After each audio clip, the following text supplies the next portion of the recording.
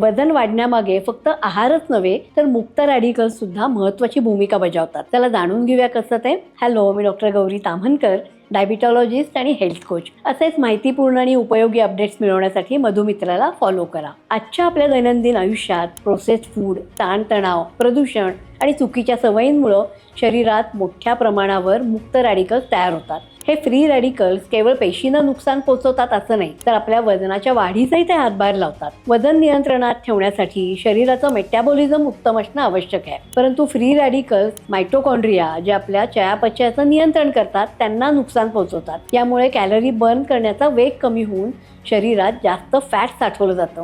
Free radicals पॅनक्रियाच्या beta पेशींवर परिणाम करतात, त्यामुळे इन्सुलिनचं सिक्रिशन कमी होतं आणि शिवाय इन्सुलिनचा रेझिस्टन्सही वाढवतात. या प्रक्रियेमुळे शरीरातील साखर योग्यरित्या पेशींमध्ये प्रवेश करू शकत नाही आणि ती फॅटमध्ये रूपांतरित होते. यामुळे पोट आणि कमरेभोवतीची चरबी वाढू लागते. याशिवाय मुक्त रॅडिकल्स लेप्टिन आणि घर्लिन या भूक नियंत्रण करणाऱ्या हार्मोनच्या संतुलनात अडथळा आणतात. यामुळे भूक जास्त लागते आणि विशेषतः साखर आणि तळलेले पदार्थ खाण्याची इच्छा वाढते, क्रेव्हिंग होतं आणि त्यामुळे वजन झपाट्याने वाढतं. शरीरात फ्री रॅडिकल्समुळे क्रोनिक इन्फ्लमेशन निर्माण होतं, ज्यामुळे फॅट बर्निंगचा वेग मंदावतो. जर शरीर सतत स्ट्रेस मोडमध्ये असेल तर वजन कमी करणं आणखी कठीण होतं. तसंच थायरॉइड हार्मोन शरीरातल्या चयापचय नियंत्रण करण्यासाठी मदत करतं. परंतु फ्री रॅडिकल्स थायरॉइडच्या कामातही अडथळा आणतात, त्यामुळे थकवा जाणवणं, वजन वाढणं आणि चरबी साठवण्याचा वेग वाढणं हे घडतं. महिलांमध्ये PCOS सारख्या समस्या निर्माण होण्यामागे देखील हे फ्री रॅडिकल्सची भूमिका असू शकते. वजन नियंत्रणासाठी फ्री रॅडिकल्सवर नियंत्रण मिळवणं